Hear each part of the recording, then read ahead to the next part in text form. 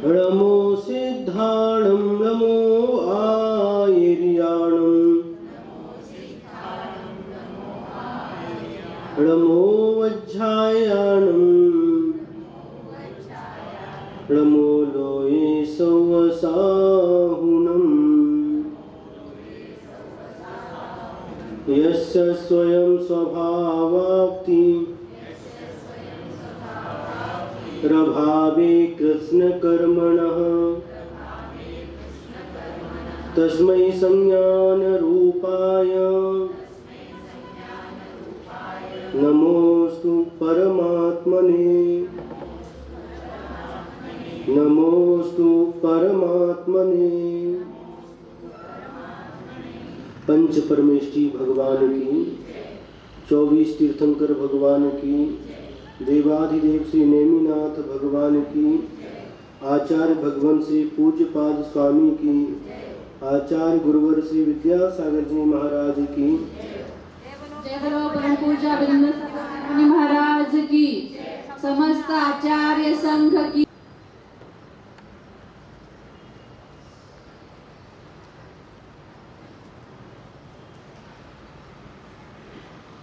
शरीर आदि पर के उपकार को छोड़ करके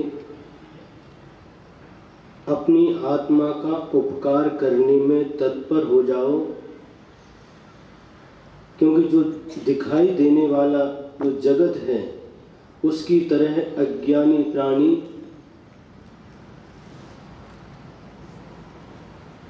स्व को छोड़ करके पर अर्थात शरीर आदि के उपकार में लगा रहता है। अब यहां पर शिष्य पुनः प्रश्न करता है, स्व और पर के बीच में हम किस प्रकार से भेद करें? स्व क्या है, पर क्या है, और इन दोनों के बीच में भेद करने का, इन दोनों के बीच में अंतर करने का कौन सा उपाय है? ऐसा पूछने पर आचार्य पूज्यपाद स्वामी उत्तर दे रहे हैं, गुरु उपदेशादभ्यासात् संवेत्तेहि स्वपरान्तरम् जानाति यः स जानाति मोक्ष सौख्यं निरन्तरम्। गुरूपदेशादभ्यासात् संवेत्तेहि स्वपरान्तरम् जानाति यः स जानाति मोक्ष सौख्यं निरन्तरम्। गुरूपदेशादभ्यासात् संवेत्तेहि स्वपरान्तरम् जानाति यः स जानाति मोक्ष सौख्यं निरन्तरम्।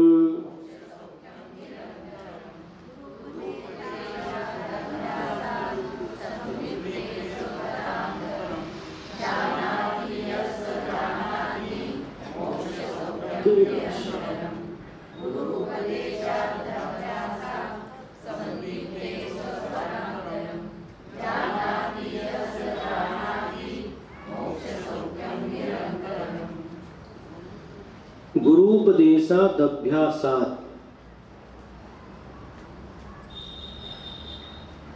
प्रथम चरण।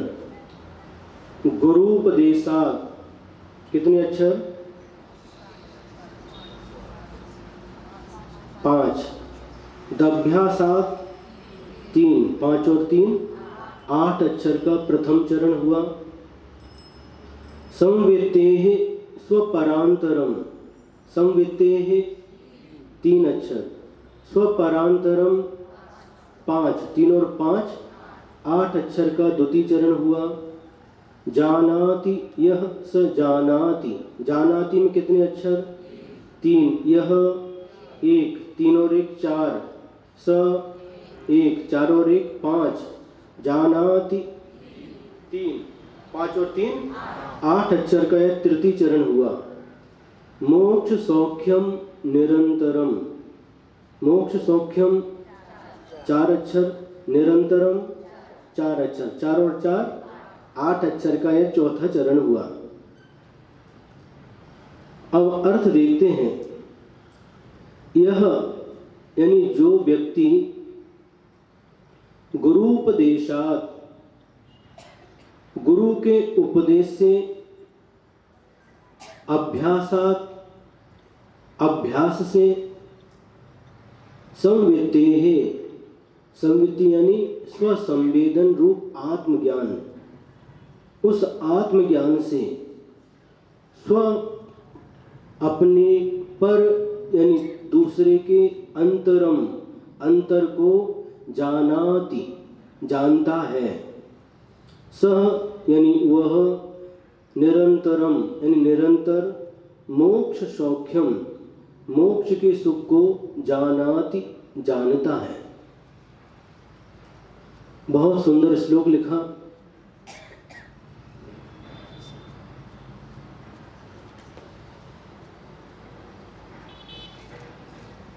कर्म इसमें स्वपरांतरम, स्व यानी निज और पर के अंतर को, क्रिया यानी जानाति, जानता है।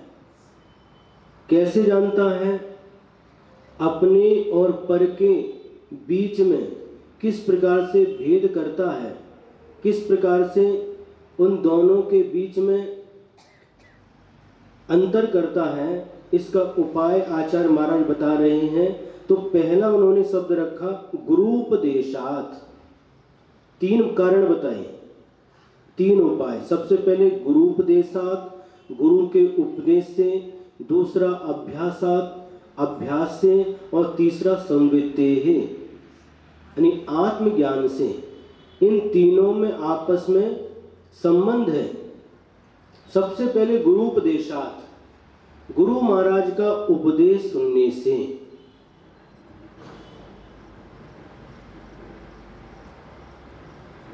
अपने और पर के भेद को किस प्रकार से वह भव्य आत्मा जानता है और भेद को करता है, तो सबसे पहला हेतु दिया गुरूपदेशात, गुरु के उपदेश से। अब गुरु किसे कहते हैं? गुरु के बहुत सारे वर्तमान में जो प्रचलन है, जो लौकिक शिक्षा देने वाले, वह भी गुरु हैं। पंडित जो शिक्षा देते हैं वह भी गुरु हैं। विद्वान को भी गुरु कहते हैं। कौन से गुरु? गुरु शब्द में 2 अक्षर है, एक गु और दूसरा रु। गु का अर्थ अंधकार होता है और रु यानी नष्ट करने वाला। जो अंधकार को नष्ट करने वाला है उसे गुरु कहते हैं। अंधकार को नष्ट कौन करता है? सूर्य करता कि नहीं? सूर्य जब रात्रि समाप्त हो जाती है, सूर्य का उदय होता है, तो धरती पर जो अंधकार छाया हुआ है वह अंधकार समाप्त हो जाता है। यानी सूर्य अंधकार को नष्ट करता है, इसलिए सूर्य गुरु हो गए। रात्रि के समय जब सूर्य नहीं रहता, अस्ताचल को प्राप्त हो जाता है, उसके बाद में चंद्रमा भी, शुक्ल पक्ष का जो चंद्रमा है, शुक्ल पक्ष चालू है, कल पूर्णिमा है। कौन सी पूर्णिमा है? शरद पूर्णिमा है। और शरद पूर्णिमा के दिन आप सबके पुण्य के योग से एक मध्य प्रदेश की जो राजधानी है ना, भोपाल, हाँ, वहाँ से प्रसिद्ध कवि चंद्रसेन जी आए हैं। उनका नाम भी चंद्र, उनके नाम के आगे भी चंद्र है। वो आए हैं और कल इसी समय 2:30 बजे से यहाँ पर कवि सम्मेलन होगा। जो लोग आए हैं, जिस एरिया से, चारों तरफ इस बात को पहुंचा दो। जो भी आपके पास साधन है, मोबाइल के माध्यम से अथवा और भी जो मंदिर में बोर्ड पर लिख करके रखो, किसी भी प्रकार से सबको सूचना मिलना चाहिए 2 बजे से, और इसका लाभ लेना है। हमेशा आचार्य के पास रहते, कार्यक्रम में जाते हैं और कविताएं सुनाते, बहुत कविताएं सुनी हैं, लेकिन अब 5 साल के बाद में, रामटेक के बाद में आए हैं। बहुत आनंद आएगा आपको। महाराज लोग भी मंच पर रहेंगे और आप लोग भी समय का ध्यान रखते हुए, कोई दूसरा काम हो तो उसको क्या करना, आगे बढ़ा देना, थोड़े ढकेलना, लेकिन ये छोड़ना नहीं। तो जब सूर्य का अस्त हो जाता है उस समय धरती का अंधकार मिटाने के लिए चंद्रमा का उदय होता है, और जब चंद्रमा भी कृष्ण पक्ष में नहीं रहता उस समय अंधकार को दूर करने के लिए दीपक का सहारा लिया जाता है। आज लाइट का जमाना है, लाइट का सहारा लेते हैं, और जब लाइट गोल हो जाती है उसके बाद दीपक का सहारा लेते हैं। ये सारे के सारे जितने पदार्थ हैं अंधकार को नष्ट करने वाले माने गए हैं, लेकिन आचार्य कहते हैं यहां पर उस अंधकार की बात नहीं है। इस अंधकार को ये सारे के सारे अपने प्रकाश के माध्यम से दूर कर सकते हैं, लेकिन जो अनादिकाल से हमारी आत्मा के ऊपर अज्ञान रूपी अंधकार छाया हुआ है, उस अज्ञान रूपी अंधकार को नष्ट करने के लिए वह प्रकाश पुंज सूर्य भी समर्थ नहीं है, चंद्रमा भी समर्थ नहीं है, लाइट भी समर्थ नहीं है, और दीपक भी समर्थ नहीं है। वह है अंधकार। ये अंधकार तो आंखों के द्वारा दिखाई देता है, लेकिन उसके जीवन में, जिसके जीवन में सम्यक ज्ञान रूपी सूर्य का उदय नहीं हुआ, ये सूर्य का उदय होने के बाद भी उसके जीवन में अंधकार होता है, और उस अंधकार को दूर करने के लिए गुरु की आवश्यकता होती है।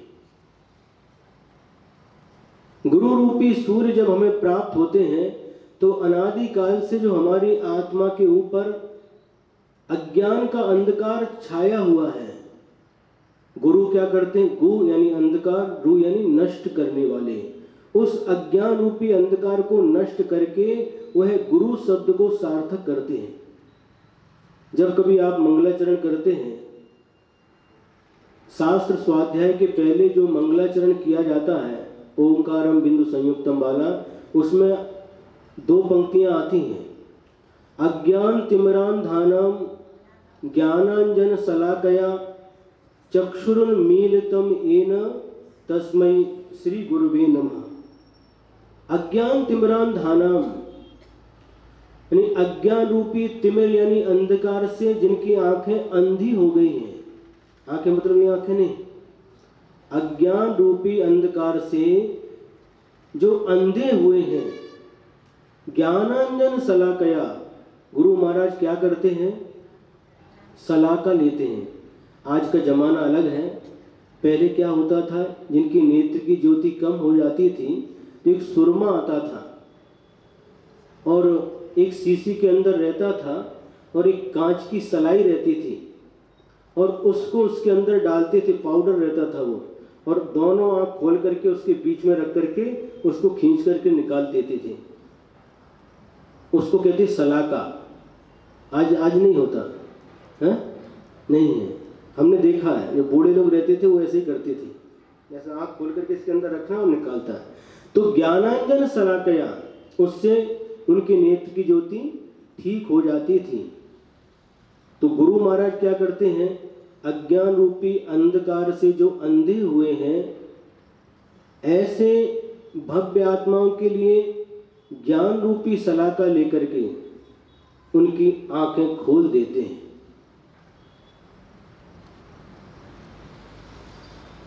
ज्ञानांजन शलाकया चक्षुरुन्मीलितम येन, जिन्होंने ज्ञान रूपी चक्षु खोल दिए हैं भव्यात्माओं के, ऐसे तस्मै ऐसे उन गुरु महाराज के लिए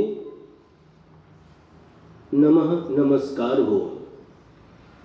तो ऐसे गुरु की यहाँ पर चर्चा कर रहे हैं जो अनादि काल से हमारी आत्मा पर अज्ञान रूपी अंधकार छाया है उसको दूर करने वाले हैं।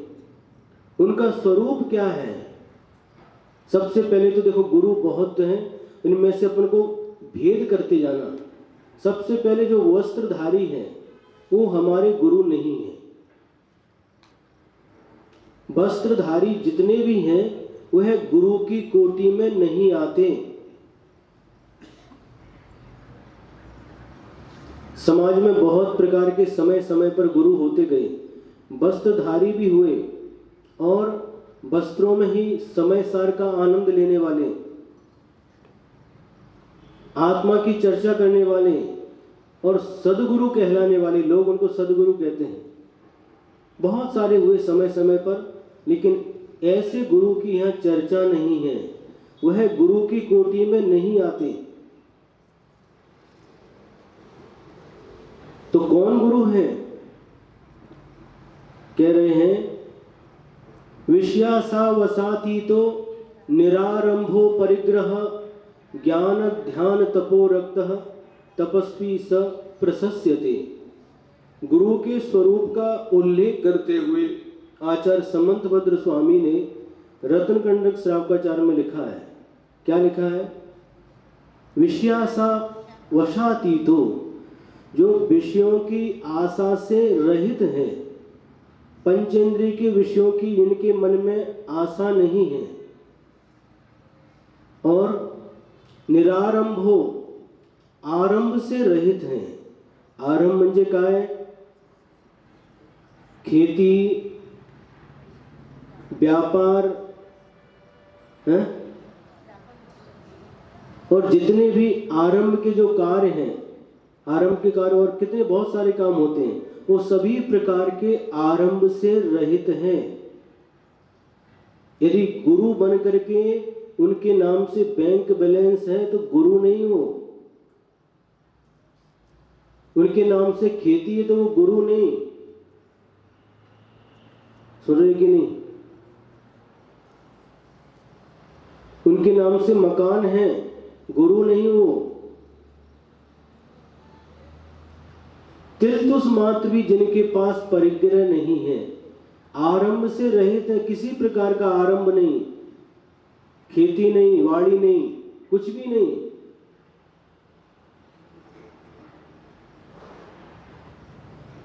उनको कहते हैं, क्या कहते हैं उनको? वो गुरु हैं जो आरंभ, सभी प्रकार के आरंभों से रहित हैं।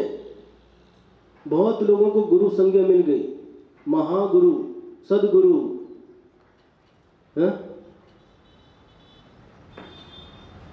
अलग अलग देशों में अलग अलग प्रकार के गुरु लोग मानते हैं, लेकिन आचार्य कहते हैं उन गुरुओं की यहाँ पर चर्चा नहीं है।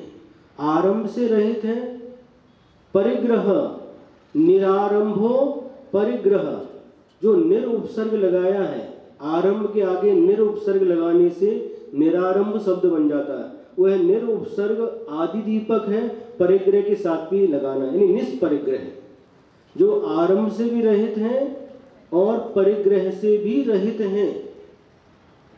किसी प्रकार का आडंबर उनके साथ में नहीं है, किसी प्रकार का परिग्रह उनके साथ में नहीं है।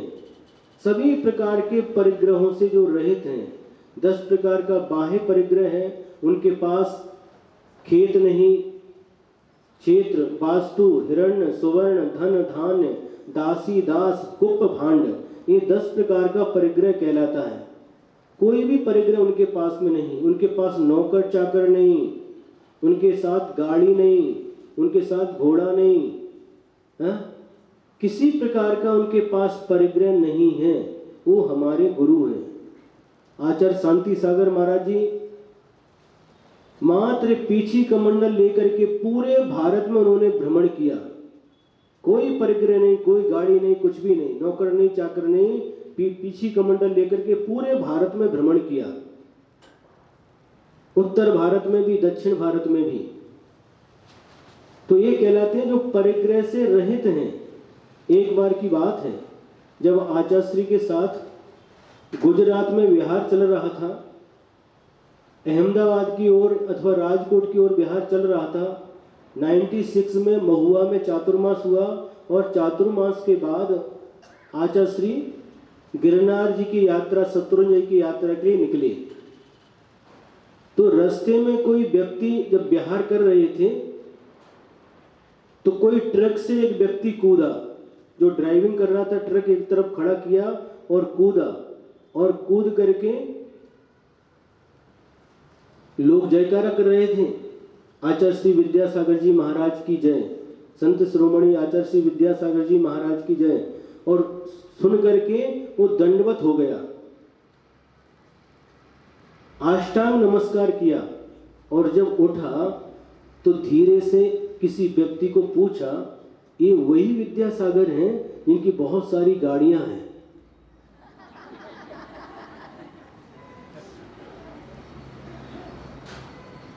जिनकी बहुत सारी फैक्ट्रियां हैं, वही विद्यासागर हैं? मतलब क्योंकि गाड़ी पर हम लिखे हुए देखते हैं ज्ञान के सागर विद्यासागर,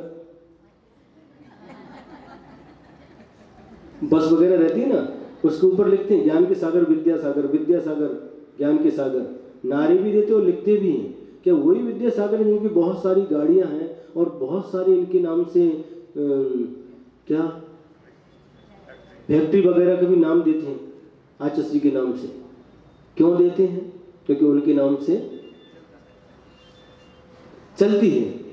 वो क्या समझते थे, ये सब गाड़ियां जिस पर विद्यासागर का नाम लिखा वो सब इनकी है।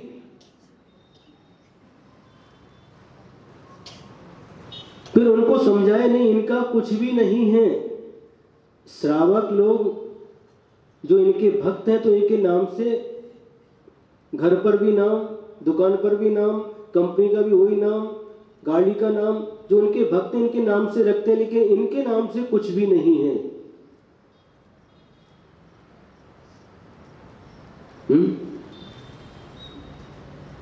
सुन रहे हैं कि नहीं?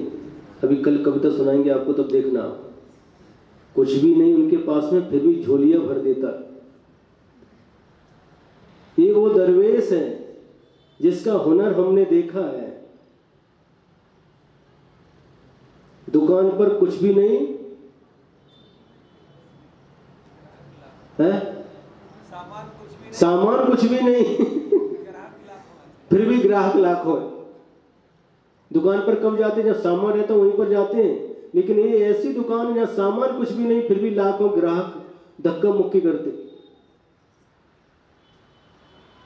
उनके मुख से सुनना बहुत आनंद आएगा, और ये चांस छोड़ना नहीं। ये वो दरवेश है जिसका हुनर हमने देखा है। सामान कुछ भी नहीं, नजर उठाता नहीं पर झोलियां भर देता है।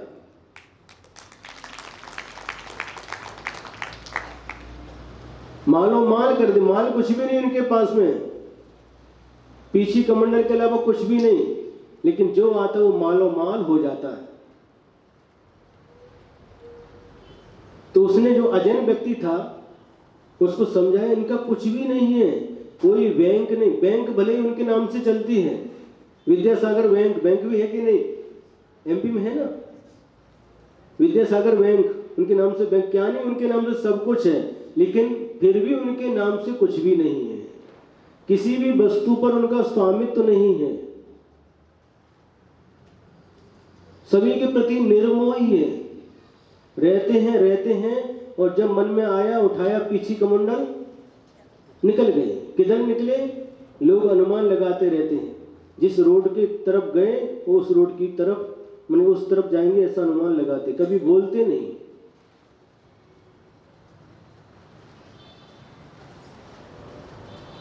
सन 1999 में जब नेमावर में अपनी दीक्षा हो गई, उस समय भी आप आए थे, हैं?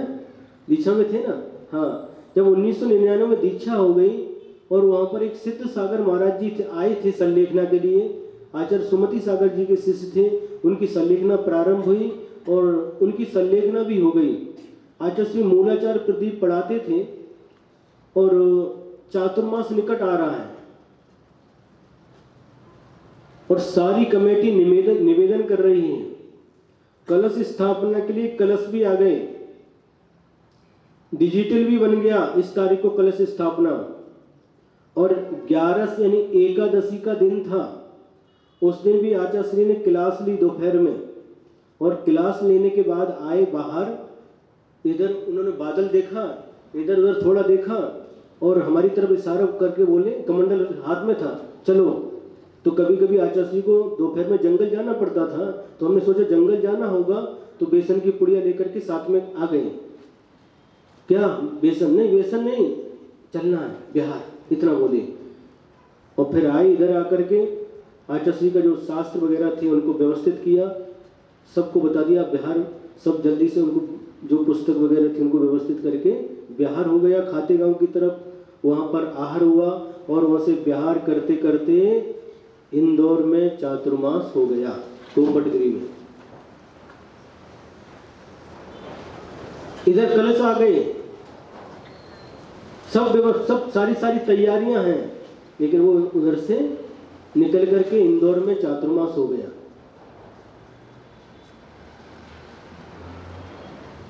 सबका विश्वास है, संसार में सबका विश्वास है, लेकिन आचार्य श्री का कोई विश्वास नहीं।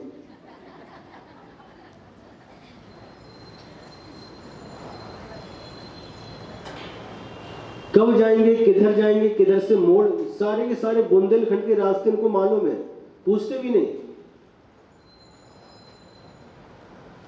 इसी प्रकार की एक घटना जब रामटेक में थी 2013 में, ये जो चातुर्मास हुआ था उसके पहले की बात है। 2012 में डोंगरगढ़ में चातुर्मास हुआ और चातुर्मास के बाद बिहार करके जगदलपुर गए, वहाँ पर 24 तीर्थंकर का विधान हुआ और वहाँ से लौटते समय धमतरी इत्यादि होते हुए रायपुर आए, वहाँ पर भी अष्टान्य में जो सिद्ध चक्र विधान हुआ और वहाँ से बिलासपुर आए, वहाँ पर भी मंदिर का कुछ शिलान्यास वगैरह हुआ और अमरकंटक आ गई। अमरकंटक में ग्रीष्मकाल हो गया और ग्रीष्मकाल होने के बाद जो विदिशा है वहाँ पर शीतल धाम नाम का एक क्षेत्र बन रहा है, तो कमेटी बार बार आने लगी, निवेदन करने लगी। आचार्य श्री तो कभी हाँ बोलते नहीं किसी को, और जब ऐसा चल रहा था और आचार्य श्री ने जो केसलोच करते हैं 2 महीने में करते हैं, उस समय 5 दिन पहले केसलोच कर लिया। तो हम लोगों ने अनुमान लगाया, 1-2 दिन की बात अलग है, 5 दिन पहले केसलोच किया है, इसका मतलब बिहार करना है और लंबा निकलना है। लंबा क्या है, विदिशा ही लंबा है, विदिशा के लोग बार बार आ रहे हैं, हम सब ने अनुमान लगाया और वही हुआ। केसलोच हुआ, दूसरे दिन पारणा हुई और सामाय के बाद दोपहर में निकल गए डिंडोरी की तरफ, डिंडोरी से जबलपुर, जबलपुर से विदिशा। लेकिन डिंडोरी पहुंचे तो डिंडोरी से रास्ता बदल दिया,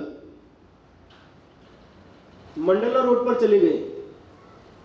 तो मंडला रोड पर गए तो जैसे ही मंडला रोड पर पहुंचे तो जबलपुर जो प्रतिभा स्थली है वहां की कमेटी आना चालू हो गई। और चर्चा क्या, अभी चातुर्मास कहां पर, जबलपुर में हो जाएगा, क्योंकि विदिशा का रास्ता वो था। लेकिन कुछ महाराज का अनुमान ये था इधर से घूम करके भी आचार्य श्री जा सकते हैं। अब जबलपुर की कमेटी सुबह शाम आना चालू, तो आचार्य श्री क्या, देखो बात भी कैसे कर रहे हैं, तुम्हारे यहाँ एकता नहीं है, सब कमेटियां मिलकर के एक साथ आओ। सब कमेटी मिलकर के भी आ गई। इसके बाद में कम से कम 1200 बच्चे बैठ करके एक साथ भगवान का पूजन कर सकें, इतना बड़ा मंदिर होना चाहिए, नक्शा बना करके लाओ। वो नक्शा बना करके भी सुबह शाम डेली आना जाना है। इधर बिहार चल रहा है, मंडला से बिहार चालू है, जहां रात को रुकते वहां पर भी आते, सुबह आहार होता वहां पर भी आते। अब इसके बाद में आचार्य श्री क्या बोले, वहां पर जो फैक्ट्री है, एक पाउडर, क्या एक पत्थर का पाउडर बनता है, तो डस्ट उड़ती है, वो उससे हमारा सिर दर्द होता है, उस फैक्ट्री को खरीद लो। उसकी व्यवस्था भी हो गई और सारे के सारे लोग आश्वस्त हो गए। जिस प्रकार से चर्चा चल रही थी कि अब तो पक्का जबलपुर में ही चातुर्मास होगा, और बिहार करते करते कहां आ गए, सिवनी। सिवनी एक शहर है वहाँ पर, वहाँ आ गए। और सिवनी से सब लोग क्या सोच रहे थे, इधर से एक पास में छपारा गांव है और वहाँ पर उन्होंने चांदी की बेदी बनाई थी, यहाँ पर उसके कुछ बेदी प्रतिष्ठा इत्यादि होगी, फिर उधर से जबलपुर निकलेंगे। अब क्या हुआ, सिवनी आए, सिवनी में आहारचर्या हो गई और वो जंक्शन था, जंक्शन मतलब उधर से रास्ता जबलपुर का भी है और नागपुर का भी था, लेकिन नागपुर की कोई बात ही नहीं। नागपुर के कुछ लोग आए थे दर्शन के लिए, अच्छा सीधे जबलपुर जा रहे तो दर्शन करके आते हैं। अब दोपहर में प्रवचन हुआ, मंच छोटा था, 5-6 आचार्य श्री के साथ हम भी थे और धवल सागर जी, शैल सागर जी, ऐसे 5-6 महाराज जी थे, दुर्लभ सागर भी थे। अब प्रवचन हो गया, फिर उस समय मुक्तागिरी के लोग भी निवेदन करने के लिए आए और कई जगह के लोग निवेदन करने के लिए आए और आचार्य श्री मंच से उतरे और धीरे से बोले, नागपुर रोड। आवाज सुनाई गई धीरे से, नागपुर रोड। आई आवाज क्या? हाँ, नागपुर रोड। नागपुर रोड को किधर है? ये क्या बोले, नागपुर रोड क्यों पूछ रहे? नागपुर रोड क्यों पूछ रहे? जाना तो जबलपुर है। कुछ तो कुछ रहस्य होगा, कई लोगों को शिक्षा देने के लिए तो नहीं पूछ रहे जबलपुर वालों को। और बताएं इधर है और उधर चले गए, निकल गए। हम जहाँ प्रवचन हुआ तो वहाँ पर दूसरा मंदिर भी था, हम 4-5 महाराज दर्शन करते हैं और अच्छा सी नागपुर रोड को गए। ये कैसे हो सकता है? आगे से भी के जबलपुर का रास्ता है, हाँ महाराज है, 3 किलोमीटर से फिर एक रास्ता फूटता है, लेकिन वो लंबा पड़ता है। यानी आचार्य का भरोसा नहीं, तुम रुको और कांटेक्ट बना के रखो, जब वो रास्ता 3 किलोमीटर पार हो जाए उसके बाद हमें बताओ। हम वही मंदिर में बैठे माला करते बैठे और वो रास्ता जब पार कर गए, किधर मुड़े के जबलपुर रोड नहीं मुड़े, नागपुर रोड पे गए। फिर हम सब महाराज निकल गए, कहाँ पहुँचे? उस तरफ नागपुर रोड पे गए और वो चातुर्मास रामटेक में हो गया। गुरु जी के साथ में अंतिम चातुर्मास रामटेक में हो गया 2013 का। और सब पहले विदिशा की हवा, विदिशा गया, फिर जबलपुर और इसलिए सबका विश्वास है, लेकिन आचार्य श्री का कोई भी विश्वास नहीं। उसी प्रकार से एक और, जब रामटेक इसके पहले 2008 में चातुर्मास हुआ, विदिशा में बेगमगंज में पंचकल्याणक हुआ, गंज बासोदो में पंचकल्याणक हुआ, फिर विदिशा आ गए, 2 महीने तक वहाँ पर ग्रीष्मकालीन हुआ, वहाँ पर भी अरहंत बिहार वहाँ का पंचकल्याणक हुआ और वहाँ से सिलवानी गए, 1.5-2 महीने वहाँ तक थे। और वहाँ से जब बिहार हो गया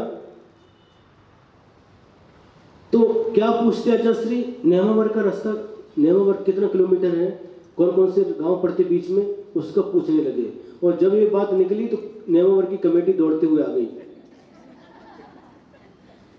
नेमावर की पूरी कमेटी आ गई और सारी व्यवस्था से आ गई। आगे रास्ते में समाज नहीं तो आहार इत्यादि सब व्यवस्था से आ गए और बरेली पहुंचे सब कमेटी, हाँ कौन कौन से गांव, सब पूछताछ कर रहे हैं। और जब निकले तो रामटेक का रास्ता पकड़ लिया, उस समय भी ऐसा हुआ था।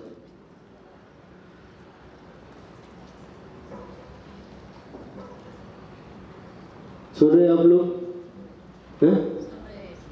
यहाँ क्या होता है, वर्षों पहले से घोषणा हो जाती है। अन्य स्थान पर क्या होता है, अगला चातुर्मास कहाँ होगा उसकी इस चातुर्मास में घोषणा हो जाती है। उनका कोई भी घोषणा नहीं, कहाँ जाएंगे, कब जाएंगे, क्या, कुछ भी पता नहीं। अनियत बिहारी, सुन रहे कि नहीं? यहाँ कहते हैं क्या, दक्षिण में क्या कहते हैं, हमको बताना चाहिए तुम्हारे जैसे कैसे निकल गए। आपको कैसे बताएंगे, आप हमारे गुरु हैं क्या, कैसे बताएंगे? तो गुरु की परिभाषा जो परिग्रह से रहे थे, जब ट्रक वाले ने पूछा, उसको मन में जो भ्रांति थी, इनके सबके मालिक हैं, कोई मालिक नहीं, ये किसी के मालिक नहीं, मात्र पीछे कमंडल, यही इनका बैंक बैलेंस है और इसी के मालिक है और कुछ भी नहीं इनका। बहुत प्रभावित हुआ वो ट्रक वाला और फिर चला गया। तो जो परिग्रह से रहित है वो गुरु हैं, जिनके पास परिग्रह है, आप जानते परिग्रह क्या है, आप सब समझते हैं, कुछ भी परिग्रह है वह गुरु की कोटि में नहीं आते। ज्ञान ध्यान तपो रखता, ज्ञान ध्यान और तप में लीन रहते हैं। तपस्वी स प्रशस्यते, वही तपस्वी कहलाते हैं, गुरु कहलाते हैं। ऐसे गुरु हमारे होते हैं और ऐसे गुरु इनका उपदेश सुन करके, गुरु उपदेशात, ऐसे गुरु का उपदेश सुन करके फिर क्या करते हैं, गुरु का उपदेश सुन लिया, फिर गुरु का उपदेश सुन करके घर में जाकर के सो जाते हैं, है ना, या फिर दुकान के ऊपर, दुकान में जाकर के दुकान खोल करके बैठते हैं, क्या करते हैं। लेकिन यहां पर कह रहे अभ्यासात, गुरु का जो उपदेश सुना बाद में उसका अभ्यास करते हैं। जो बच्चे लोग रहते स्कूल जाते हैं, स्कूल में जाने के बाद में वहां पर पढ़ाई होती है, उनको होमवर्क दिया जाता है, घर में आकर के करते कि नहीं है? पुस्तक किधर है? किधर है पुस्तक? घर में छोड़ के आए, पुस्तक लेकर के आना चाहिए।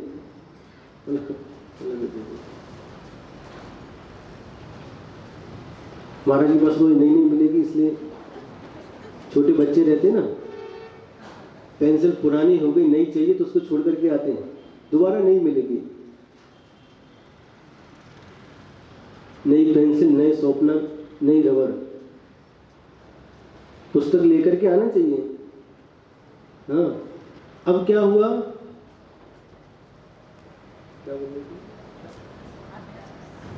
अभ्यास, पढ़ने के बाद में अभ्यास। जैसे बच्चे अभ्यास करते, जो गुरुजी पाठ पढ़ाते हैं, घर में जाकर के अभ्यास करते हैं, करते कि नहीं? करते हैं। उसी प्रकार से यहाँ पर जो गुरु का उपदेश सुना, अब जाकर के उसका अभ्यास करते हैं। गुरु ने क्या कहा उसका प्रैक्टिकल करते हैं, अभ्यास करते हैं। और अभ्यास के बाद में क्या होता है? संवित्ते, आप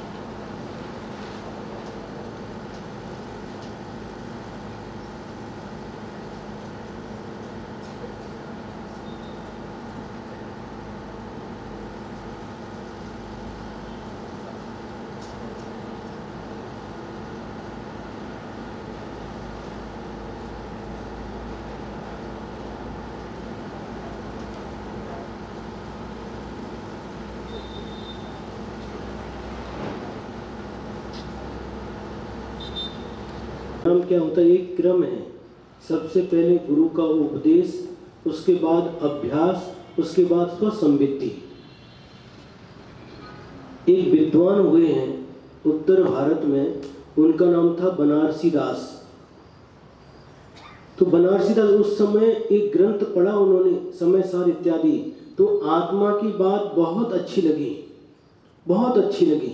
अब इस आत्मा की अनुभूति करना है, आत्मा का आनंद लेना है, यह विचार करके उन्होंने क्या किया, उस समय गुरु नहीं थे, उपदेश देने वाले गुरु नहीं थे, शास्त्रों के रहस्य को उद्घाटित करने वाले गुरु नहीं थे। पढ़ करके उन्होंने क्या किया, अब अभ्यास करते हैं। गुरु का उपदेश तो मिला नहीं, अभ्यास करते हैं। क्या वास्तव में आत्मा की अनुभूति कैसे होती है, आत्मा का स्वाद कैसा होता है, ये सोच करके क्या करते थे, भोजन पानी करते थे, सब कुछ करते थे।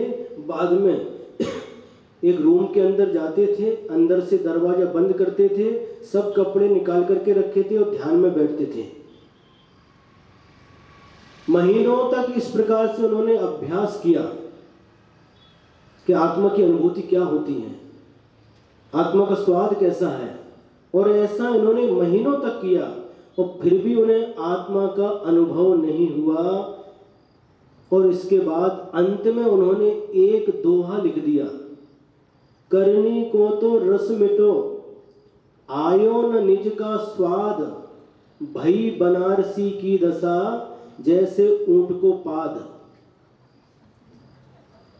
स्वयं के लिए लिखा, करनी को तो रस मिटो, कुछ किया भी नहीं, करनी का तो रस मिट गया, कुछ करना इसमें रस नहीं रहा। आयो न निज का स्वाद, हमने इतना अभ्यास किया फिर भी उस आत्मा का स्वाद हमें प्राप्त नहीं हुआ। क्यों? अभ्यास तो किया, लेकिन उसके पहले जो था गुरु उपदेश, वह गुरु उपदेश हमको मिला नहीं। गुरु स्वयं प्रैक्टिकल करते हैं, एक गाइड के समान होते हैं, किस प्रकार से क्या करना वो समझाते हैं, हमें बताते हैं। और इसके अभाव में हम कभी भी इन बड़े बड़े जो शास्त्र हैं, इनके रहस्य को नहीं समझ सकते और इसके अंदर प्रवेश नहीं पा सकते। गाइड की आवश्यकता होती है। लखनऊ में एक भूल भुलैया है, हमने देखा है, भूल भुलैया उसका नाम है। बहुत बड़ी इमारत है और कुछ पैसा टिकट लेकर के उसके अंदर जाना पड़ता है, गाइड को साथ में लेना पड़ता है। और ऐसे उसके अंदर दरवाजे, इधर से घुसी तो इधर निकले, ऐसे दरवाजे हैं कि बिना गाइड के उसके बाहर नहीं आ सकते। हमारे संघ में जो पहले से हमारे साथी थे, मुनि श्री प्रणम्य सागर जी महाराज, वो गए लखनऊ में एक बार, पहले की बात है, और गए क्योंकि गाइड की आवश्यकता नहीं, हम बिना गाइड के घूम करके आएंगे। और गए उसके अंदर, टिकट लेकर के गए, गाइड नहीं किया और घुस गए और घंटे 2 घंटे उसी में घूमते रहे। बाहर जाने का रास्ता क्या मालूम नहीं, भटक गए। बाद में फिर गाइड को बुलाना पड़ा, फिर गाइड उनको बाहर निकाल करके ले गया।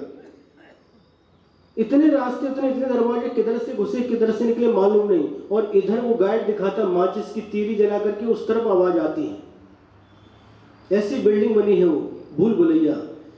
तो बिना गाइड के, जिनको अभ्यास नहीं, बिना गाइड के निकल नहीं सकता। संसार भी एक भूल भुलैया है और गुरु गाइड के समान होते हैं,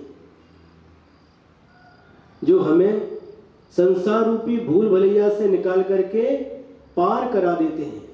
तो ऐसे गुरु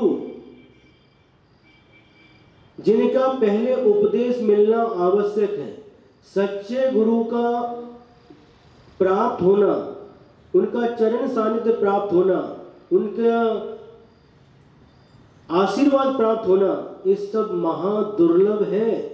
गुरु की महिमा आपको मालूम नहीं। गुरु की महिमा कैसी है? देव शास्त्र गुरु की पूजा लिखते समय जब जयमाला लिखी तो एक कवि ने यहाँ तक लिख दिया, गुरु की महिमा वर्णी न जाए, गुरु नाम जपो मन बचन काए। गुरु की इतनी महिमा है कि हम शब्दों में उसका वर्णन नहीं कर सकते। सारी धरती को कागज किया जाए, समुद्र में जितना पानी है उसकी स्याही बनाई जाए, और जितनी भी लकड़ी है उन सबकी कलम बनाई जाए, और गुरु का गुणगान लिखना प्रारंभ करो, सारी का सारा समुद्र का जो पानी स्याही बना है वो समाप्त हो जाएगा, धरती पूरी भर जाएगी, जंगल पूरा समाप्त हो जाएगा, लेकिन फिर भी गुरु के गुणों को लिख नहीं सकते। क्या क्या दशा थी उस समय प्राचीन काल में। शांति सागर महाराज जी के पहले गुरु के दर्शन नहीं होते थे, गुरु का उपदेश प्राप्त नहीं होता था, तो कवियों ने उसमें अपनी व्यथा लिखी है, गुरु की स्तुति लिखी है। ते गुरु कब मिले हैं उपकारी, ऐसे गुरु हमें कब मिलेंगे। शांति सागर महाराज जी थे उस समय बहुत कम साधु थे, लोग जैसे सम्मेत शिखर की यात्रा के लिए जाते हैं उसी प्रकार गुरु के दर्शन के लिए जाते थे। जहां पर आए वहां पर तांता लगता था लोगों को दर्शन के लिए, ऐसी दशा थी। और आज आप लोगों का पुण्य प्रताप है, आज जो फल फूल रहा है कौन, यह धर्म, ये गुरु आज प्राप्त हो रहे हैं, सब शांति सागर महाराज जी की देन है। आज सच्चे गुरुओं का दर्शन हो रहा है। इसके लिए यदि किसी को श्रेय जाता है तो आचार्य शांति सागर महाराज जी, और जिनके दर्शन करने से अपने गुरुदेव आचार्य विद्यासागर महाराज जी को वैराग्य की उत्पत्ति हुई थी। जब 8-9 वर्ष की उम्र थी, सेडवाल कर्नाटक में है, वहां पर शांति सागर महाराज जी आए हुए थे। मल्लप्पा जी अपने परिवार के साथ गए थे, तो उनका उपदेश सुनकर के, शांति सागर महाराज जी का केसलोच था, केसलोच के बाद उपदेश हुआ, उसको सुनकर के वो बालक विद्याधर के मन में उस समय वैराग्य का बीजारोपण हुआ था। तो आज सच्चे गुरुओं का दर्शन हो रहा है तो आचार्य शांति सागर महाराज जी की वजह से।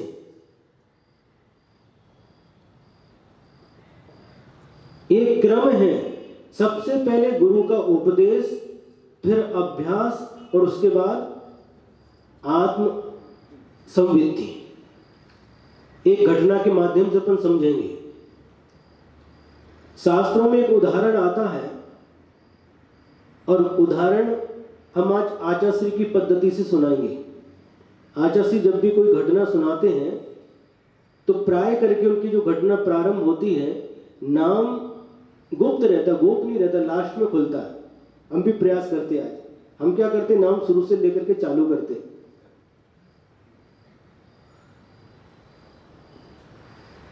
एक आचार्य महाराज का संघ था जो अपने उपदेश के द्वारा,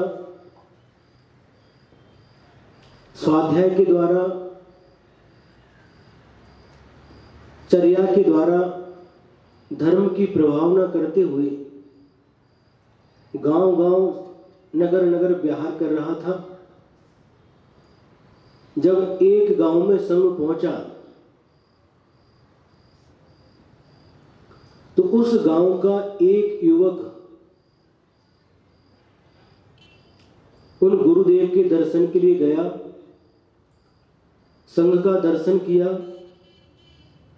और गुरु का उपदेश भी सुना। तो गुरु का उपदेश सुनकर के उसको वैराग्य की प्राप्ति हो गई। संसार, शरीर, भोग ये सब नाशवान है, मेरी आत्मा ही शाश्वत है।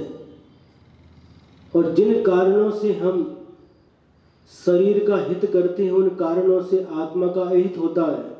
आत्मा का हित करने के लिए जिनेंद्र भगवान के द्वारा कहा गया मार्ग है, और यही जो स्वरूप इन गुरु का है, जो इनकी मुद्रा है, इस मुद्रा को धारण किए बिना कभी भी हम अपनी आत्मा का हित नहीं कर सकते। तो ये उपदेश सुनकर के उस युवक के मन में वैराग्य उत्पन्न हो गया। गुरु उपदेशात वैराग्य उत्पन्न हो गया।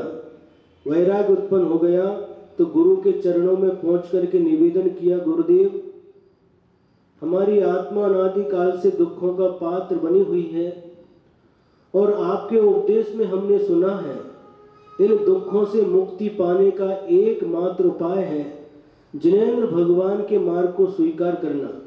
जिनेंद्र भगवान ने जो रूप धारण किया है वह दिगंबर अवस्था धारण करके आत्म कल्याण हो सकता है।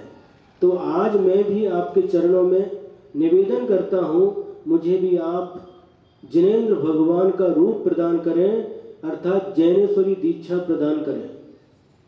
ऐसा निवेदन किया। गुरु महाराज ने निवेदन को सुना। सुनने के बाद उन्होंने उनकी परीक्षा भी ली और गुरु महाराज इस बात पर राजी हो गए कि इनको दीक्षा देना है। लेकिन संघ के जो साधु थे वो इस बात के लिए तैयार नहीं थे। गांव के लोग भी थे, वह भी इस बात के लिए तैयार नहीं थे। कारण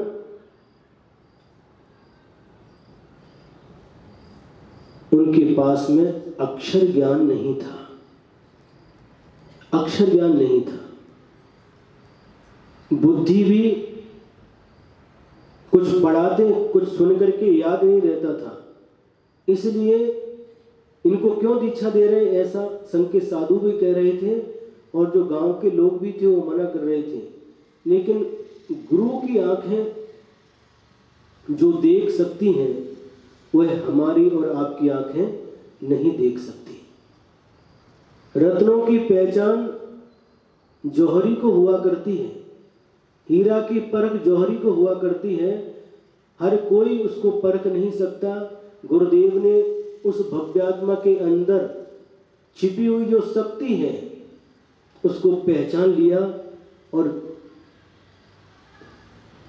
सबकी तरफ से निषेध होने के बाद भी गुरु महाराज ने उनको दीक्षा दे दी। मुनि दीक्षा लेकर के चर्या का पालन करते करते गुरुदेव के साथ व्यवहार कर रहे थे। जहां गुरुदेव जाते जैसा गुरु करते वैसा वो करते थे। उपदेश सुनते थे, गुरु बताते थे, सिखाते थे, लेकिन याद नहीं रहता था। उनसे भी पूछो 28 मूलों के नाम बताओ तो नहीं बता सकते थे। यहां तक कि लमोकार मंत्र भी याद नहीं रहता था। ऐसी दशा थी। अक्षर ज्ञान नहीं, काला अक्षर भैंस बराबर। भैंस भी काली है और इसमें अक्षर लिखे वो भी काले हैं। क्या लिखा कुछ भी मालूम नहीं, अक्षर ज्ञान नहीं। और इस तरह से लेकिन चर्या का पूरा पालन करते थे, निष्ठा के साथ विश्वास के साथ पालन करते थे और इस प्रकार से उनका निर्वाह हो रहा था।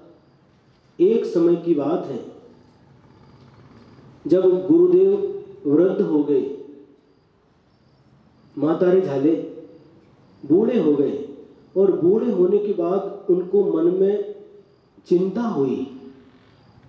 अभी तक हमारे साथ इसका निर्वाह अच्छी तरह से हो गया, अच्छी तरह से अभी तक का इनका जीवन बीत गया। अब हमारी उम्र भी पूर्ण होने को है, हमारे बाद इनका क्या होगा, ये चिंता गुरु के मन में उत्पन्न हुई। क्योंकि संघ के साथ सब निर्वाह हो जाता है। अब गुरु ने उनको कहा, बार बार नमोकार मंत्र सिखाते, नमो अरिहंताणम, नमो अरिहंताणम, नमो सिद्धाणम, नमो सिद्धाणम, नमो आयरियाणम, नमो आयरियाणम, नमो उवज्झायाणम, नमो उवज्झायाणम, नमो लोये सौव साहुणम, नमो लोये सौव साहुणम। सुनाओ तो याद नहीं है। बरसों बीत गए। अब गुरु महाराज ने कहा, मन में विचार किया इनके लिए क्या करें, और उनके अंदर एक चिंतन आया। उन्होंने एक मंत्र उनके लिए दे दिया। एक मंत्र दे दिया, 6 अक्षर का एक मंत्र दे दिया। मां रुस मां तुस। अब आपको नाम मालूम पड़ गया होगा, है? क्या? शिवकोटि नहीं, शिवभूति। शिवभूति मुनि महाराज की कथा है। अब क्या हुआ? महारुस महातुस, इतना याद रखना, तुम्हारा कल्याण हो जाएगा। महारुस राग मत करो, महातुस द्वेष मत करो। किसी से राग नहीं करना, किसी से द्वेष नहीं करना। माँ ये निषेधात्मक शब्द है। राग नहीं करो, द्वेष मत करो, ये अर्थ था उसका। माँ रुस माँ तुस, माँ रुस माँ तुस। और बस इस नियम को, हाँ, इस मंत्र को लेकर के कुछ दिन याद किया और थोड़े दिन के बाद वह मंत्र भी भूल गए। कैसा क्षयोत्सव देखो, इतनी अच्छी चर्या का पालन करने के बाद वह 6 अक्षर का मंत्र भी भूल गए। कुछ समय बीत गया। एक दिन आहार के लिए जा रहे थे और आहार के लिए जाते समय एक तालाब के सामने से गुजरना हुआ और तालाब के सामने एक घर था, एक झोंपड़ी थी और उस घर की महिला बाहर कुछ कर रही थी। क्या कर रही थी? उड़द थे, उड़द, उसका छिलका अलग कर रही थी। उड़द के छिलके को अलग करने के 2 साधन होते हैं। एक तो ओखली में करते हैं और दूसरा पानी में भिगा करके भी करते हैं। तो उड़द के छिलके को अलग कर रही थी और उन महाराज जी ने, शिवभूति महाराज जी ने, एक कभी दृश्य देखा नहीं था अपने जीवन में। आहार के लिए आए थे और मन में ये क्या कर रहे हैं, उन्होंने पूछा। महाराज पूछने लगे, बहन ये क्या कर रही हो? मैं तुस मांस भिन्न कर रही हूं। क्या कर रही हूं? तुस मांस भिन्न कर रही हूं। अरे यही तो मंत्र हमारे गुरु महाराज ने हमको दिया था। मंत्र क्या था? मां रुस मां तुस, राग मत करो, द्वेष मत करो। लेकिन यहां क्या, तुस याद था उनको, तुस मांस भिन्नम, वो भी 6 अक्षर है। तुस मांस भिन्नम, कितने अक्षर? 6 अक्षर। मां रुस मां तुस, इसमें भी 6 अक्षर। और बस ये जब उन्होंने सुना, गुरु महाराज ने यही तो हमारे लिए मंत्र दिया था, तुस मांस भिन्नम। तुस यानी छिलका, मांस यानी दाना। छिलका अलग है, दाना अलग है। ओह, यही तो मंत्र हमारे लिए दिया था गुरु महाराज ने। आहार करने के लिए आए थे, आहार को छोड़ दिया और जाकर के एकांत स्थान पर बैठ गए। गुरु उपदेशात, गुरु का उपदेश का आप क्या कर रहे हैं? जाकर के पीछे एक झाड़ के ऊपर टांग दी और कमंडल रखा वहीं और बैठ गए। किस में बैठ गए? ध्यान में तल्लीन हो गए। गुरु के उपदेश के बाद अभ्यास करने लगे, प्रैक्टिकल करने लगे और ऐसे लीन हो गए। तुस मांस भिन्नम, छिलका अलग है, दाना अलग है। छिलका यानी शरीर, दाना यानी आत्मा। बस इतने बात को लेकर के बैठे और इतने आत्म ध्यान में तल्लीन हो गए। अभ्यासात, इस अभ्यास का परिणाम क्या निकला? उस ध्यान के द्वारा इतनी लीनता आ गई, कर्मों की लड़ियां टूट पड़ी, झड़ने लगे, कर्म झड़ने लगे। संवित्ते, उस अभ्यास से क्या परिणाम निकला? आत्मा का ज्ञान हुआ, आत्मा का ध्यान किया। ये शरीर अलग है, आत्मा अलग है। बस आगे जाके इसी स्टोपदेश ग्रंथ में आचार्य पूज्यपाद स्वामी इस ग्रंथ का उपसंहार करते हुए लिखेंगे, जीवोन्यः पुद्गलश्चान्य इत्यसौ तत्व संग्रह इदं दुच्यते किंचित सोस्तु तस्यैव विस्तरः। अंतिम 50वां श्लोक आएगा। क्या कहा? जीवोन्यः, जीव अलग है, अन्य है। पुद्गलश्चान्य, और पुद्गल भिन्न है। जीव भिन्न है, पुद्गल भिन्न है। इत्यसौ तत्व संग्रह, इतना मात्र तत्व का संग्रह है। यदन दुच्यते किंचित, और जो कुछ भी कहा जाता है, सोस्तु तस्यैव विस्तरः, वह इसी का विस्तार है। जीव अलग है, पुद्गल अलग है, यही तत्व का सार है। बाकी सब जो कुछ भी कहा जाता है इसी का विस्तार है। तो यहाँ पर जीवोन्यः पुद्गलश्चान्यः तुसमास भिन्नम। जीव अलग है, पुद्गल अलग है। जीव यानी दाना, शरीर यानी छिलका। बस इसका प्रैक्टिकल करना चालू किया, आत्मज्ञान हुआ, आत्मा की अनुभूति होने लगी। और क्या कर रहे हैं? आत्मा की अनुभूति, आत्मा का स्वाद आने लगा, आत्मा का आनंद आने लगा। और इसके बाद में उस आत्मज्ञान से क्या किया? स्वपरांतरम, स्वपर अंतरम। और उस आत्मज्ञान से उन्होंने फिर क्या किया? स्व और पर के अंतर को जान लिया। छिलका मैं नहीं हूं, दाना मैं हूं। छिलका शरीर में नहीं हूं, और शरीर से संबंधी जो कुछ भी है वह भी मेरा नहीं है। मैं तो आत्मद्रव्य हूं। इस शरीर में रहने वाला आत्मद्रव्य मैं हूं, और ये शरीर छिलके के समान निस्सार है। आप लोग जब कभी केला खाते हैं, क्या करते हैं? पका हुआ केला लेकर के आते हैं और हाथ से छीलते हैं और खाते हैं और छिलका फेंक देते हैं। सेंगदाना खाते हैं, सेंगदाना को फोड़ते हैं, दाना खाते, छिलका फेंक देते हैं। नींबू लेते हैं, नींबू का रस निकालते, छिलका फेंक देते हैं।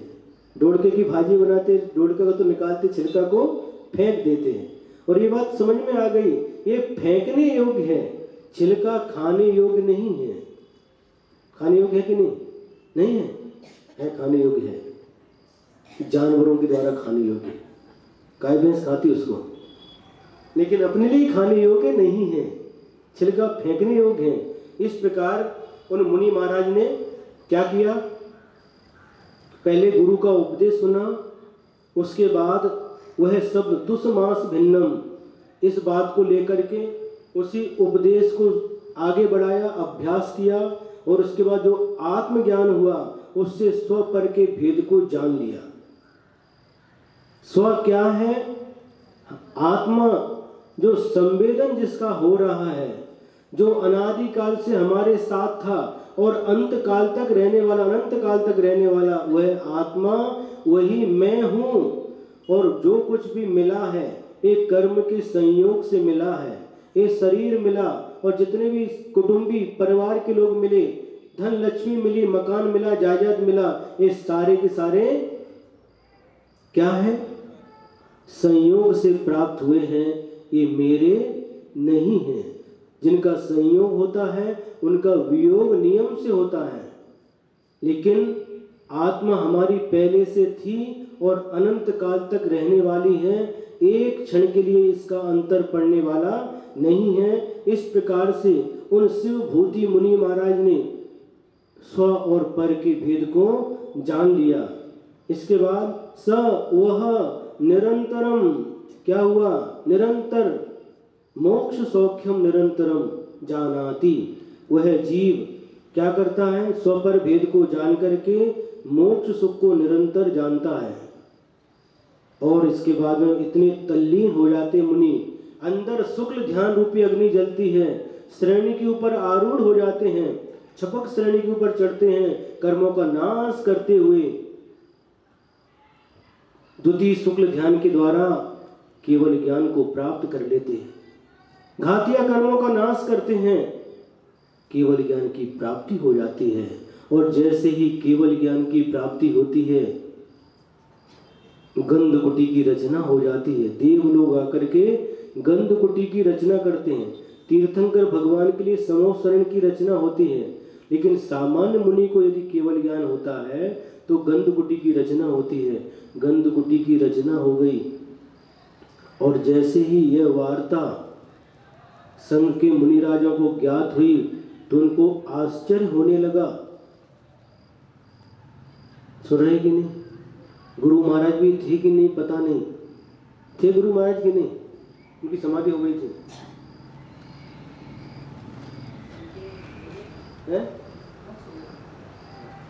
हमको थोड़ा ध्यान नहीं आ रहा, गुरु महाराज थे कि नहीं पता नहीं, लेकिन इनको केवल ज्ञान हो गया तो संघ के साधु,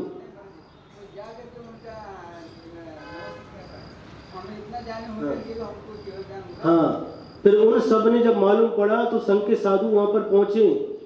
3 प्रदक्षिण दे सिर नायो कर पूजा थुत कीनी। साधु समीप विनय कर बैठ्यो चरणन में दिठ दीनी। और वो सारे सारे साधु जो निषेध कर रहे थे, विरोध कर रहे थे, इनको दीक्षा मत दो, इनको कुछ भी नहीं आता, वह सारे के सारे साधु आकर के 3 प्रदक्षिणा, उन कौन की, कोई शिव भूति जो मुनि थे अब भगवान बन गए, अनंत भगवान बन गए, 3 प्रदक्षिणा दे करके धरती पर मस्तक टेक करके उनको नमस्कार किया। हमसे गलती हुई, हमें क्षमा करो, हमने निषेध किया था, विरोध किया था, इनको दीक्षा मत दो। धन्य है आप, धन्य है आपकी एकाग्रता। हम ज्ञानी हो करके भी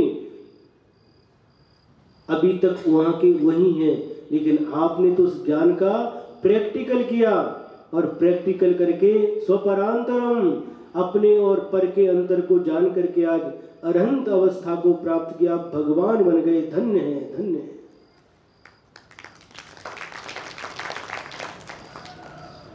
इसके लिए शास्त्रों के ज्ञान की आवश्यकता नहीं, शाब्दिक ज्ञान की आवश्यकता नहीं, पुस्तकी ज्ञान की आवश्यकता नहीं। बस गुरु ने जो कहा, उन्होंने कभी पुस्तक हाथ में नहीं ली। सुनो सांगली वालों, कभी पुस्तक हाथ में नहीं ली, उनको लिखना भी नहीं आता, पढ़ना भी नहीं आता। देखो कर्मों की विचित्रता, इतना भी क्षयोपशम नहीं, गुरु महाराज इतना समझाते फिर भी याद नहीं रहता।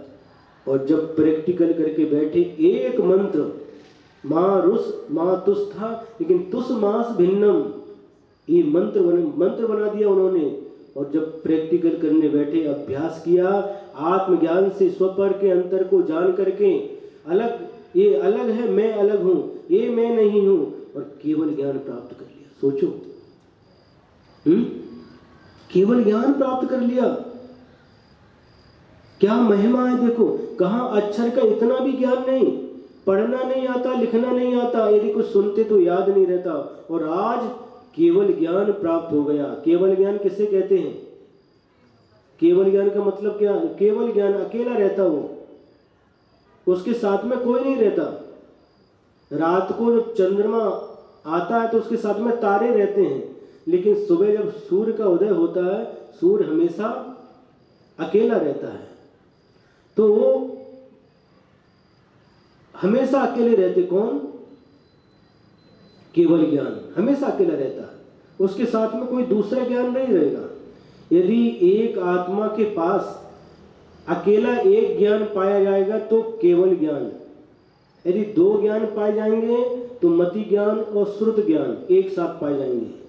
3 ज्ञान पाए जाएंगे तो मति ज्ञान, श्रुत ज्ञान, अवधि ज्ञान, अथवा मति ज्ञान, श्रुत ज्ञान, मनहा पर्याय ज्ञान, ये 3 ज्ञान पाए जाएंगे।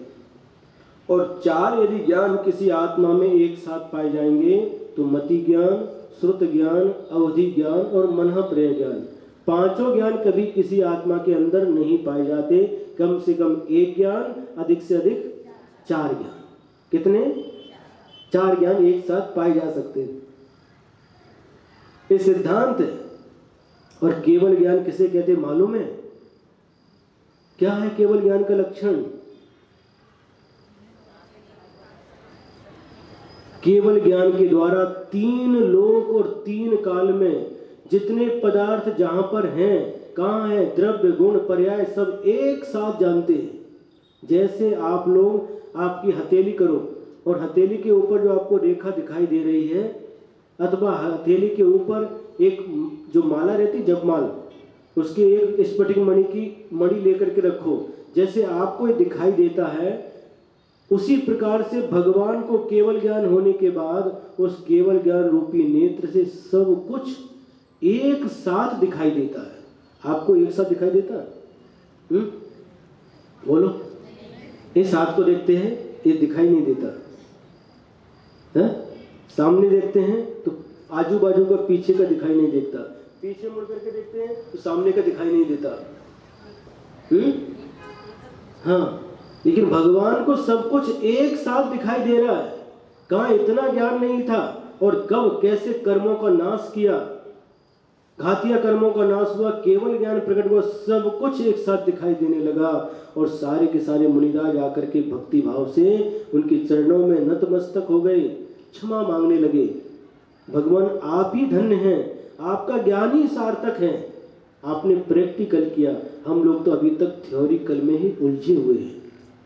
आप लोग क्या करते हैं? सुनते हैं, गुरु उपदेश सुनते तो हैं, लेकिन बाद में जाकर के अभ्यास भी नहीं करते। करते कि नहीं?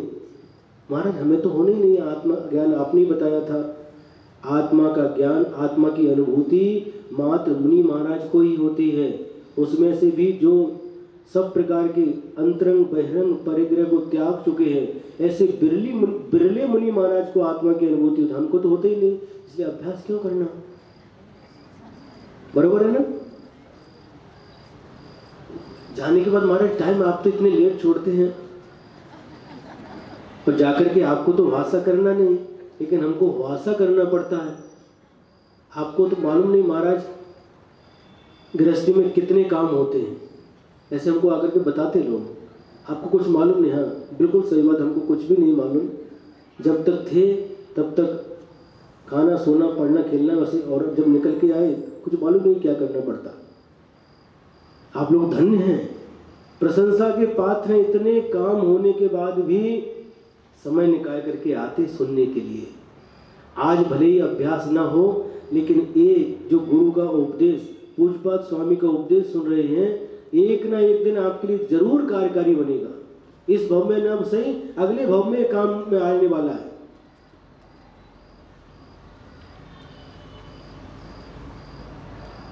काम में आएगा, और यही ज्ञान आपको एक दिन केवल ज्ञान भी प्राप्त करा सकता है। अभ्यास ज्यादा नहीं, थोड़ा सा तो अभ्यास करना। मुनि महाराज जैसा अभ्यास नहीं करना, लेकिन जो बच्चे रहते पढ़ने वाले, छोटे होमवर्क करते, घर में सिखाते। उत्कर्ष बोला था कल लेट क्यों आया, वो आई ने बोला था पढ़ने के लिए बिठाया था। आई कि नहीं? हाँ है, आई ने पढ़ने के लिए बिठाया था कि अभ्यास करो, बाद में फिर वो उधर वो अभ्यास के लिए आई। वो भी अभ्यास करती क्या?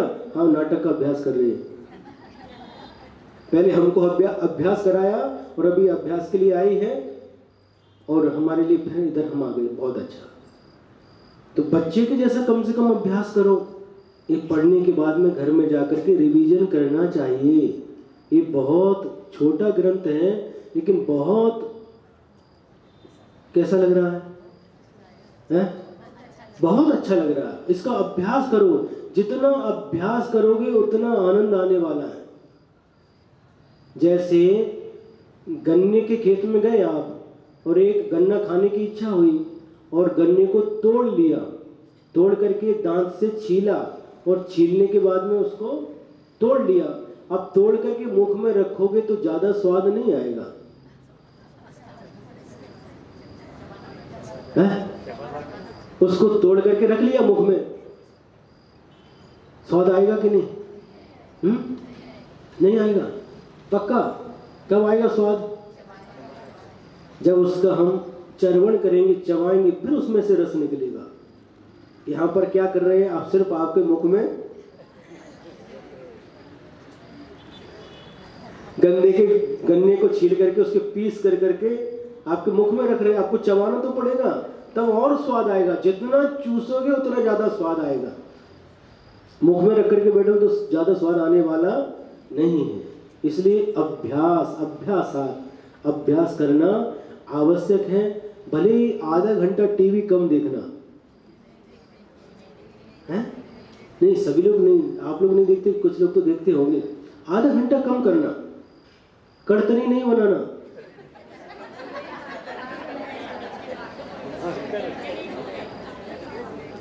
हाँ? उधर गए हम परसों, बालाजी नगर में आहार हुआ, कुछ दे दिया, हाथ में रख दिया। इनको पूछा उला गड्ढे क्या है ये? कड़तनी कड़कनी करंजी। महाराज ये सीजन है, ये करंजी कड़के में अटकना नहीं। हाँ? अमृत का पान करो।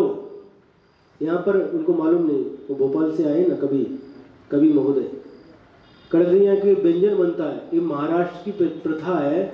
दशहरे को जो पपड़िया बोलते हैं उधर उसी प्रकार का आइटम बनाते हैं, उसको कड़कनी बोलते हैं। और एक करंजी जिसको गोजा बोलते हैं, उधर गोजा भुजिया, उधर इधर इधर उसको क्या बोलते हैं, करंजी, ये बनाते हैं। और जब दिवाली आएगी तो चूड़ा और लाड़ू एक प्रसिद्ध आइटम इनका फिक्स है।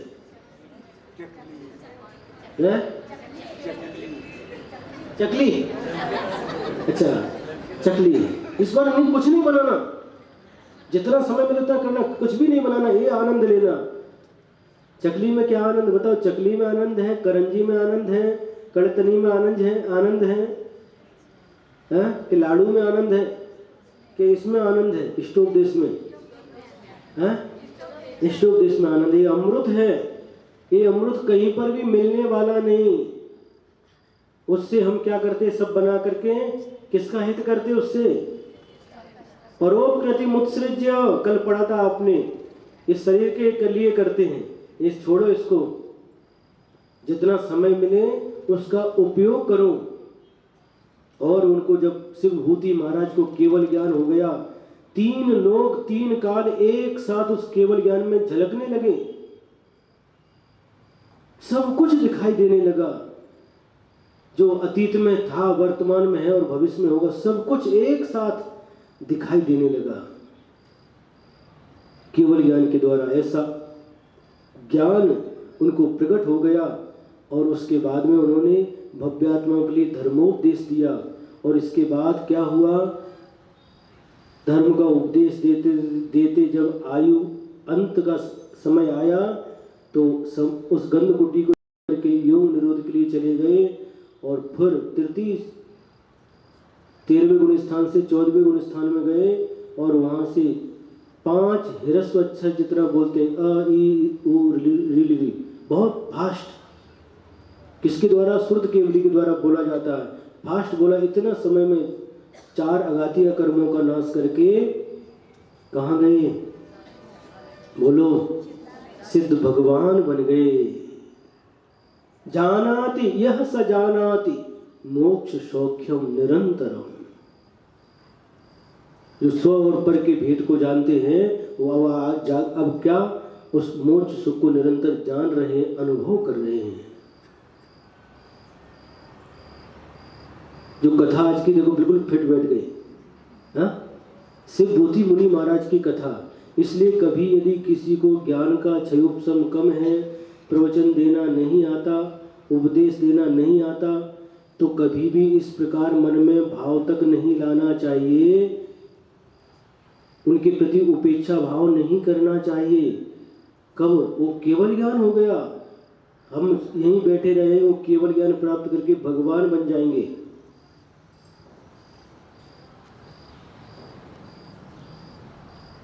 बात समझ में आ रही कि नहीं? 80%, 100%। ये बहुत अच्छी बात है।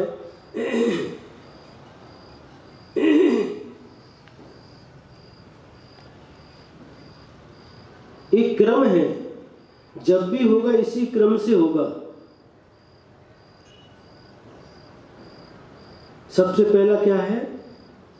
गुरुपदेशात, गुरु का उपदेश सुन करके, शास्त्र पढ़ करके कभी भी वह आत्मा की अनुभूति नहीं हो सकती। सबसे पहले का गुरुपदेशात, गुरु का उपदेश सबसे पहले सुनना, पढ़ करके नहीं, किंतु गुरु के उपदेश सुन करके और उनके जो निर्देशन है उनके अनुसार चल करके। यदि वास्तव में देखो, जो शिक्षण होता है ना, अगर बुक ले लो, खरीद करके लाओ, घर में ही पढ़ लो, परीक्षा दे दो, नहीं होता, फिर स्कूल क्यों भेजते बच्चों को, कॉलेज क्यों भेजते? उनको घर पे ही पढ़ करके डिग्री मिल जानी चाहिए। जैसे उन पुस्तकों के द्वारा बच्चे घर पर पढ़ करके डिग्री प्राप्त नहीं कर सकते, उनके लिए कॉलेज स्कूल की आवश्यकता होती है, उसी प्रकार से हम भी शास्त्र पढ़ करके इस प्रकार की अनुभूति नहीं कर सकते। गुरु का निर्देशन बहुत आवश्यक होता है। कोई रोगी हो गया, और चिकित्सा शास्त्र पढ़ करके अपनी चिकित्सा नहीं कर सकता। पढ़ लिया क्या, ये टेबलेट किसमें, सिर दुखता तो ये लेना, पेट दर्द होता तो ये लेना, बुखार आता तो ये लेना, फिर डॉक्टर की क्या आवश्यकता। जैसे रोग से मुक्त होने के लिए डॉक्टर की आवश्यकता है, डिग्री हासिल करने के लिए शिक्षक की आवश्यकता है, उसी प्रकार से इस मोक्ष मार्ग में भी आत्म कल्याण करने के लिए, स्व पर भेद करने के लिए गुरु की आवश्यकता होती है। इसलिए हर दर्शन में गुरु का महत्व है, लेकिन जैन दर्शन में तो कहना ही क्या। इसलिए सबसे पहले गुरु का उपदेश महत्वपूर्ण है। महावीर भगवान को सिंह की पर्याय में गुरु का उपदेश प्राप्त हुआ और वहीं से उनका विकास चालू हो गया। सिंह की पर्याय में गुरु का उपदेश मात्र मनुष्यों के लिए नहीं होता, किंतु देवों के लिए भी होता है, देवियों के लिए भी होता है, यक्ष यक्षिणी के लिए भी होता है, पशु पक्षियों के लिए भी होता है। वह भी सुनता है और सुन करके ग्रहण कर सकता है, और ग्रहण करने के बाद वह भी अपनी शक्ति के अनुसार आचरण कर सकता है। ये जिनेंद्र भगवान की वाणी है। जो भी इसमें डुबकी लगाएगा आनंद पाएगा, कोई भी हो। अभी देखो, अपनी जब से हम आए हैं हमको मालूम नहीं था, एक मराठा बंधु आते क्लास में, अभी है पीछे बैठे मराठा बंधु, एक कुलकर्णी, प्रतिदिन आते क्लास सुनने के लिए, साइकिल से आते चला करके। एक भव्यात्मा है। कब आज इनके गुरु का उपदेश सुन रहे हैं, कब इनका फलीभूत होगा, ये भी भगवान बन सकते हैं, इसमें कोई भी आश्चर्य की बात नहीं है। जैन धर्म बहुत विशाल है। हम जैन हैं, इसका अभिमान मत करो। जैन कौन है? जैन किसको कहते हैं? जैन कुल में जन्म हो गया इसलिए हम जैन हैं। यदि जैन का आचरण है तो आप जैन हैं। अजैन व्यक्ति भी जिसका जैन कुल में जन्म नहीं हुआ, लेकिन जैन आचरण जिनेंद्र भगवान के द्वारा बताया हुआ आचरण करता है, वो जैन है। और आप लोग आचरण नहीं करते तो आप अजैन हैं। सुन रहे कि नहीं? अपनी दृष्टि को विशाल बनाओ, हृदय को विशाल बनाओ। आचार्य समंतभद्र स्वामी ने रत्नकंडक श्रावकाचार में सम्यक दर्शन के 8 अंगों में प्रसिद्ध होने वाले व्यक्तियों के नाम लिखे। 5 अणुव्रत में जो प्रसिद्ध हुए उनके नाम भी लिखे। बहुत कथाएं लिखी उसमें यमपाल चांडाल का नाम भी लिया। सुन रहे हैं आप लोग? यमपाल चांडाल म्हणजे काय माहिती का? हाँ, यमपाल चांडाल का नाम लिया। सूकर डुक्कर भी आया उसमें। आप देख करके छीछी करते उसको देख करके। डुक्कर का नाम भी लिया। आवास दान में प्रसिद्ध हुआ वो। सुअर को यहाँ पर डुक्कर बोलते हैं, डुकरा। और एमपी में जो बूढ़ा हो जाता है उसको डुकरा बोलते हैं।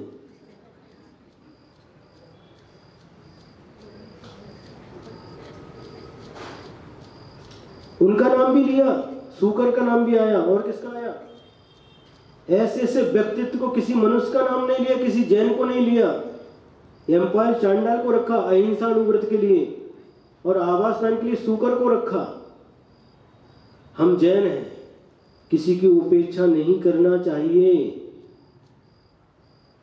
सुन रहे कि नहीं? कोई भी हो, इस सब के लिए जिनेंद्र भगवान का द्वार सबके लिए खुला है।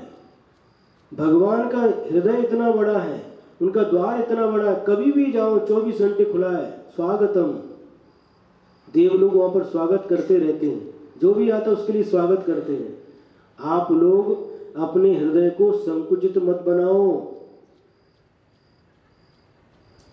जैन धर्म की विशालता को समझो। ये जैन धर्म बहुत विशाल है, बहुत विशाल है। पशु पक्षी भी आत्म कल्याण कर सकते हैं, आत्म कल्याण के मार्ग पर लग सकते हैं। किसी की उपेक्षा नहीं करना, किसी का तिरस्कार नहीं करना। हम जैन हैं तो ठीक है, लेकिन जैन है इस प्रकार कह करके किसी अन्य व्यक्ति का तिरस्कार कभी भी नहीं करना। नहीं तो ये जैन धर्म नहीं है। जिनेंद्र भगवान किसी का तिरस्कार करना नहीं सिखाते, किसी का अपमान करना नहीं सिखाते। आप जैन कुल में जन्म लिए, बहुत अच्छी बात है, लेकिन इतिहास देखो, इतिहास में आप कहाँ थे? इतिहास पढ़ो, अपना इतिहास पढ़ो, कहाँ पर होकर के आए, डुक्कर की पर्याय भी प्राप्त की, कीड़े मकोड़े भी बने, क्या क्या पर्याय प्राप्त करके आए हैं।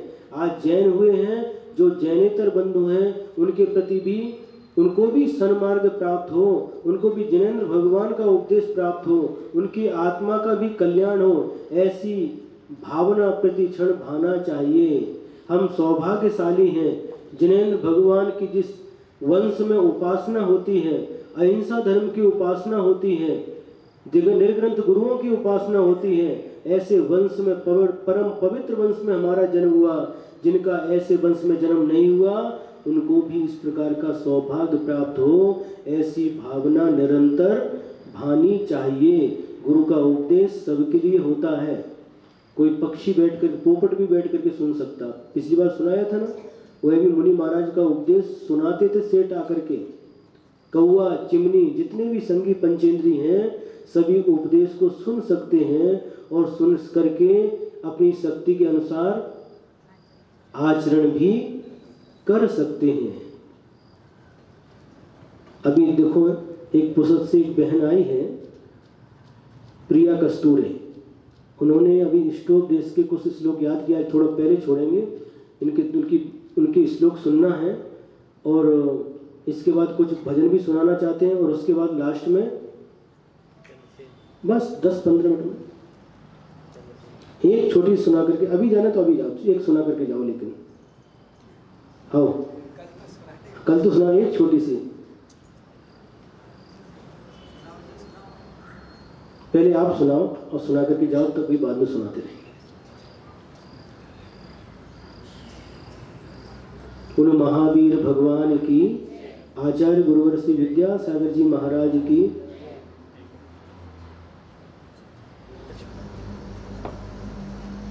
ऊपर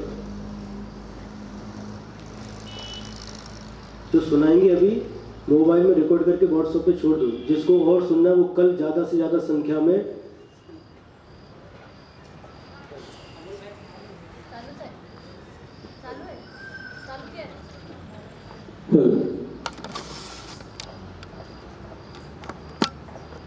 ये अद्भुत सभा मंडप महाराज श्री हिंदुस्तान के सब छोटे बड़े शहरों में यात्राएं की, पर ऐसा सभा मंडप जहाँ समोसरन साक्षात विराजमान हो, ये ते भोगा रोगा इवापदी मोहेन संवृतं ज्ञानं स्वभावं लभते नहि मत्तः पुमान् पदार्थानां यथा मदनको द्रवहि वपुर्गृहं धनं दारः पुत्रा मित्राणि शत्रवः सर्वथान्य स्वभावानि मूढस्वानि प्रपद्यते दिग्देशेभ्य खगायेत्य संवसन्ति नगे नगे स्वस्वकार्यवशाध्यान्ति देशे दिक्षु प्रगे प्रगे विराधकः कथं हन्त्रे जनाय परिकुप्यति त्रयंगुलं पातयन् पदभ्यां स्वयं दण्डेन पात्यते रागद्वेषद्वयी दीर्घ नेत्राकर्षणकर्मणा अज्ञानात् सुचिरं जीवः संसाराब्धौ भ्रमत्यसो विपद्भौ पदावर्ते पदिके वाति वायते यावत्तावद्भवन्तन्या प्रचुरा विपदः पुरः।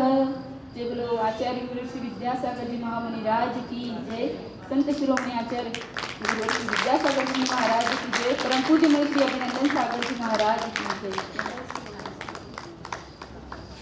शीतलवाणी जग जन मन के मल को धोती अतः कहाती जिनवाणी जयवंतो माँ जग में तब तक जब तक सूरज चांद है शीश नवाते कर्म हरो माँ अब तक हम विषयांध है अब हम ना विषयांध है